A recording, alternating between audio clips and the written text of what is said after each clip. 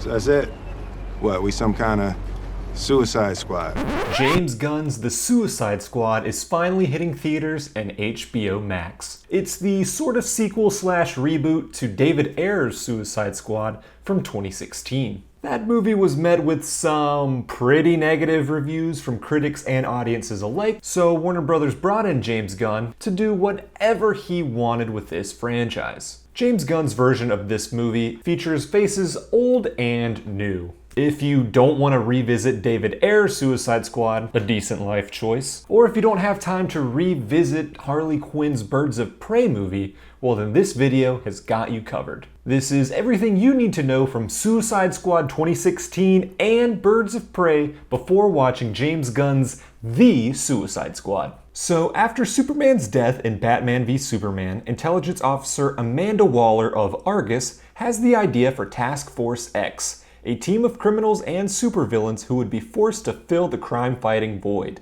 Waller plans on controlling these ragtag villains by implanting bombs in their necks before sending them off on suicide missions. If those missions are successful, the villains will have their prison sentences shortened. The members of the Suicide Squad are largely recruited from Bel Rev Security Prison, and features villains like Killer Croc, Slipknot, and El Diablo. Notable other members are Deadshot, who was captured by Batman and once out of prison to see his daughter. Captain Boomerang is one of the Flash's rogues gallery of villains, who has a fondness for his stuffed unicorn doll. And then there's Harley Quinn, a former psychiatrist who was now the girlfriend of the Joker. The squad's mission is to travel into Midway City to stop the villainous Enchantress and her brother Incubus from destroying all of mankind. Amanda Waller installs Colonel Rick Flag along with his swordswoman bodyguard Katana to lead the squad and keep them in line.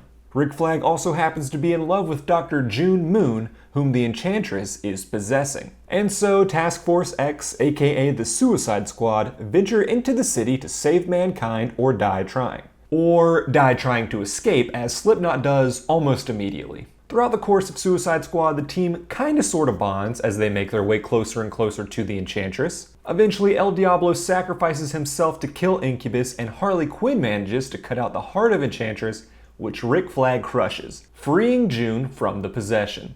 And so humanity was saved. And as a reward, Amanda Waller actually knocks 10 years off all of their prison sentences and grants them some special requests, like Deadshot gets to see his daughter, and Killer Croc gets to watch BET. BET. And then the Joker shows up and busts Harley Quinn out of prison. So, yeah. True love.